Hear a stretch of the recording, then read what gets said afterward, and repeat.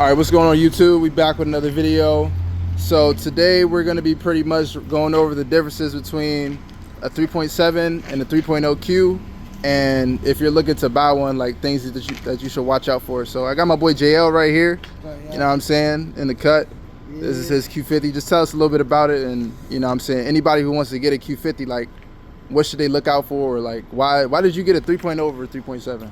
So I got a 2019 Q50 Silver Sport. I got a 3.0 because I was in the market for a 3.7, but I told myself I should go big or go home. Yeah, so facts. I went for a twin turbo V6, and I got it.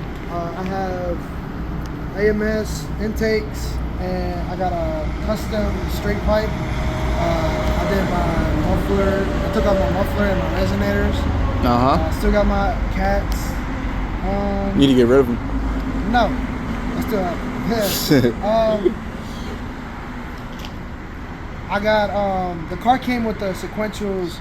Oh yeah, sequential mirror caps, turn signals in the front bumper, and the mirror caps.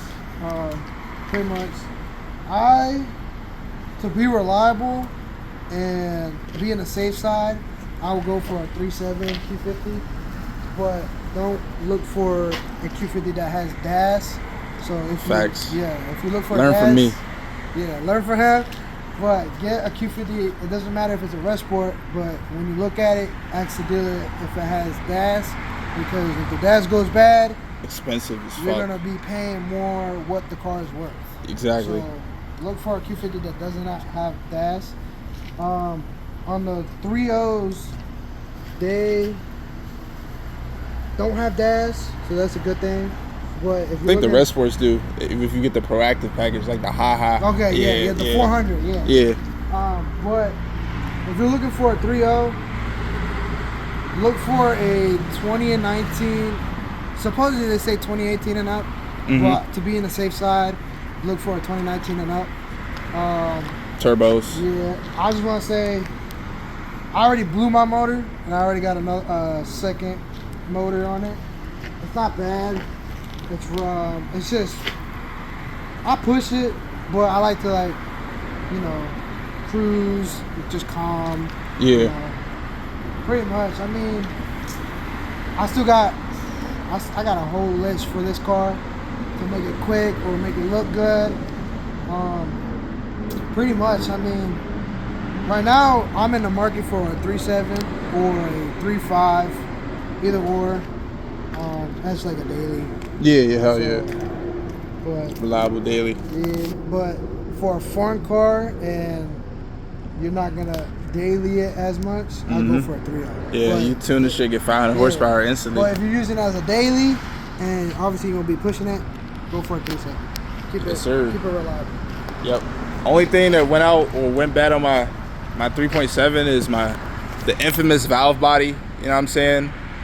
So that is like a big failure point. And then also the torque converter too, it went bad. So what I did was I just went ahead and got a VR trans. The VR trans can handle a lot more power than the regular VQ trans, and they also come with a bigger bell housing, bigger torque converter, and stuff like that. So I heard from my Nissan consultant that with the bigger torque converter, I'm essentially putting more power down to the ground because I have a bigger torque converter. I'm not gonna get into the logistics of why it does it. You can look it up. But yeah, and then I also, with this car, while I was getting the transmission fixed, I just decided to go ahead and get some Burke unresonated test pipes and some UPT 3-inch intakes. See if I can show you guys real quick, if y'all can see. But yeah, so the UPT intakes are like the best ones on the market, just like kind of like with the AMS ones. Yeah. Like they're the best engineered and they give you the most power. But like definitely with the 3.7s, it costs a lot more money to go fast versus like a 3.0. Like, bro, if I go FBO full bolts on E85 and he just says, hey Racebox, give me a bass map tune, he's gonna fucking smoke me. Yeah. But if I add a supercharger or a turbo, then that's when things start to get complicated. But at the end of the day, the VR30 stock motor, stock transmission can handle more power than a VQ. If you want to upgrade your VQ and make it go make it have 800 wheel horsepower, you got to upgrade your head gaskets and you got to upgrade your heads. But with the VR30s, they just had a Nissan Z that was making almost 900 wheel horsepower, and it made multiple passes. It run 8 seconds. Damn near. Yeah. If he didn't spin, probably would have ran 8 seconds. And it's crazy because it's literally, they just put all the parts on it, didn't touch the transmission, didn't touch the engine. Dyno it. Yeah, I don't think they did either. No. But yeah, that shit, like, bro. The only thing that how they dyno it is from the track. Yeah. Straight from the track. Exactly. They just ran that shit too. Yeah. But, and then also like with the VRs, you know, I know a lot of people talk about like how they're unreliable, but you know, like you said, you know, if you're daily in this car, racing it and beating on it, and then also not doing your maintenance, bro, any car is going to be unreliable. Like if I beat on this car every single day, take it to work, race, go to Mexico, and I don't do my oil changes on time, I don't do my trans fluid, like any car is going to fuck up. So with these 3.0s, the maintenance, you just have to be a little bit more meticulous. You just have to get on your maintenance more. But with the 3.7, you can obviously beat it harder than the 3.0 because, you know, 3.7 is naturally aspirated. It doesn't have any turbos. It doesn't have any kind of hot side, cold side, wastegates, blow off valves, and all that extra fancy stuff. So you can really say that the VR30s, they're like a B58. You really could just put downpipe tune, maybe intakes, and like a straight pipe, but and you could be on the level of basically a normal 440. Yeah. 440. It's crazy because if you go on Racebox website, look at a downpipe tune VR30, make 450 wheel. Look at a downpipe tune, especially if you're B58. Yeah, they made the same power. The B58 just makes a little bit more torque. Yeah. But with the twin turbo setup, from a dig and from 20 and a 40 roll, the twin turbo setup is gonna spool a lot faster than that single turbo. So if you're running a 40 roll downpipe tune B58 versus downpipe tune VR30, VR30 is probably gonna win. Oh, yeah. If the VR30 driver is shifting the paddles himself, he can win for sure. Easy. It's not all about the car, it's all about the driver. Exactly. So yeah. So anything you want to say to a potential buyer, man? Last things. If you're a new buyer, I recommend you to be on the safe side. Try to like get into a Q platform. The 3.7. Yep. And then if you want to make more power, you can stick with the 3.7. You can make max power with 3.7, or you could go, 3.0, making like full bolt time. You're making close to like what, 6-7. Hell yeah. Especially if you get Z1 turbos, 700, 800. Oh yeah, definitely. Easy. I know there parts on the VR30 are more pricier than 3.7s. Yeah. Because it's more like the turbos are like. It's also newer. $6,000. Yeah. On the Z1. Yeah, but listen, Facebook Marketplace. Oh yeah, that is true. $4,000. I seen a pair for $4,000, bro. That's not bad. It's not bad at all. That's what I'm saying about these cars if too. you put bigger turbos and not have a tune. Yeah, you're gonna fuck some shit up. But yeah, and then also like with the bigger turbos, you gotta upgrade your fuel pumps and stuff. But all that stuff is gonna make the car more reliable. Yeah. It's gonna make it handle. It's gonna make it get the proper fueling, and it's gonna. The bigger turbos, the Z1 turbos are a lot more reliable than the stock turbos, which is crazy.